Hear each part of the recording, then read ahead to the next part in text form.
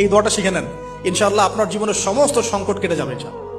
আমি নিজেও এই দোয়াটা বেশি বেশি করার চেষ্টা করি। দোয়াটা হচ্ছে, মুসা আলাইহিস সালাম একটা গাছের নিচে হেলান দিয়ে বসলেন, বসে দেখলেন দুইজন মেয়ে দাঁড়িয়ে আছে দূরে, পানি নিতে পারছে না।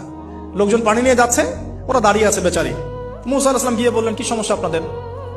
এটা নিয়ে আপনারা আবার মেয়েদের সাথে কথা বলার চেষ্টা করেন, ঠিক আছে? তো মাহারাম গায়রা মাহারাম মেনে চলে।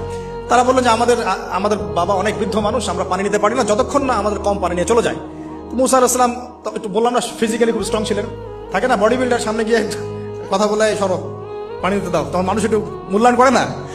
তো মুসা আলাইহিস সালাম এভাবে পানি নিয়ে দিলেন এবং বাছুরদেরকে পানি পান করালেন, করিয়ে গাছের নিচে এসে বসে আছেন। বসে বসে তিনি দোয়া করছেন, এই যে দোয়াটা তিনি দোয়া করছেন, রব্বি, একটা নেক কাজ করলেন, নেক কাজ করলেন না, মানুষের উপকার করলেন, নেক কাজ করে এসে গাছের নিচে বসে দোয়া করছেন, আল্লাহ এখানে তো আমার খাবার পানি বাসস্থান কিছুই নাই, আমি কি করব?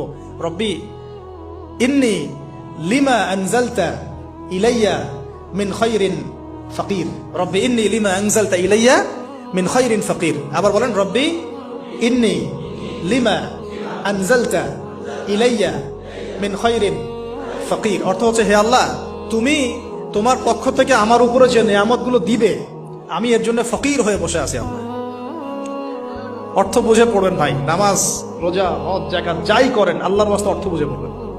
অর্থ বুঝে পড়লে আপনার ইবাদতের স্বাদ পাবেন, তৃপ্তি পাবেন, আল্লাহর সাথে কানেকশন হবে, আল্লাহর নূর পাবেন, মাআরিফত পাবেন, সত্য স্বপ্নও দেখবেন তখন ইনশাআল্লাহ।